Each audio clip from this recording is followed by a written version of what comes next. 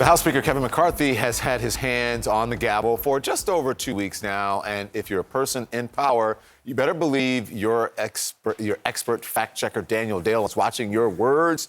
Daniel, good morning. You found some of McCarthy's claims misleading and some are just plain wrong. So let's start with the Speaker using Nancy Pelosi's name to defend his position on the debt ceiling. Listen. When Trump was president and Nancy Pelosi was Speaker, they became a debt ceiling agreement, and it was a cap agreement for 2 years to cap the spending and make those decisions. Daniel, what'd you find? Don, this stuff is highly misleading. McCarthy's trying to say, look, why is it crazy for us Republicans to impose a spending cap? Nancy Pelosi, Democrat, did a spending cap in 2019. But that is not actually what happened. What this 2019 Pelosi deal actually did was loosen, soften, raise a pre-existing spending cap that was already in effect because of a 2011 law known as the Budget Control Act. So Pelosi got the government to spend tens of billions of additional dollars over and above the cap that was already in place at the time, and her deal ensured that these discretionary spending caps would expire after 2021. So that Pelosi example is not at all the same as what McCarthy and the conservatives in his caucus are now talking about, which is cut government spending by creating a new spending cap. In fact, Don, I think it's basically the opposite. Daniel, we've also been hearing Speaker McCarthy repeat the Republican talking point about getting rid of tens of thousands of IRS agents. Listen to this. We put out a commitment to America to tell them exactly what we would do if they gave us the power. And in this first week, we continue to keep that commitment. We repealed 87,000 IRS agents. Is that accurate?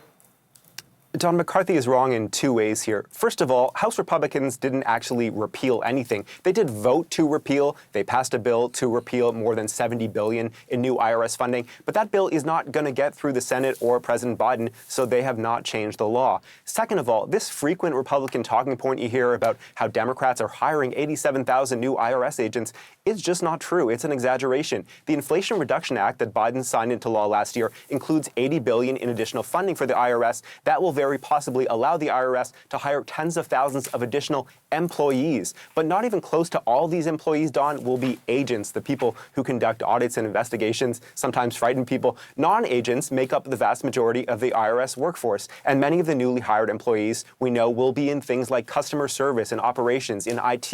And experts tell us that many of the new hires will be making up for attrition, filling posts left by tens of thousands of retirements, departures, not taking newly created jobs. So the image McCarthy and other Republicans are trying to conjure, Don, of this army of 87,000 new agents coming to get you is not based on the facts.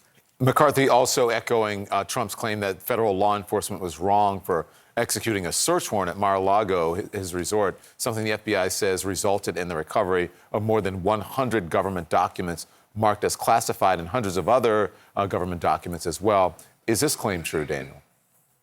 We know it's not true, Don, that the government could have just come to Mar-a-Lago at any time, as McCarthy says, without executing a formal search warrant and gotten all the government documents there. The feds, first the National Archives, then DOJ, had been trying for more than a year at the time of the August search to get government records back from Trump. Without a warrant, it did not work. We know that. The Trump team didn't even give back all the records marked classified after DOJ went beyond asking and issued a subpoena for them in May. The Trump team hadn't even given all records back at the time a Trump lawyer signed a certification in June saying they had all been given back. And there was actually a day, June 3rd, where reps from the FBI and DOJ went to Mar-a-Lago without a search warrant. What happened? Well, according to a DOJ court filing, and I quote, the former president's counsel explicitly prohibited government personnel from opening or looking inside any of the boxes that remained in the storage room, giving no opportunity for the government to confirm that no documents with classification markings remained. So McCarthy claims that they could have just come and gotten these documents in Mar-a-Lago without a warrant.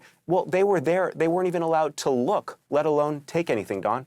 Daniel Dale, you're going to be busy in the coming weeks and months and years. Thank you very much. Appreciate that, Poppy.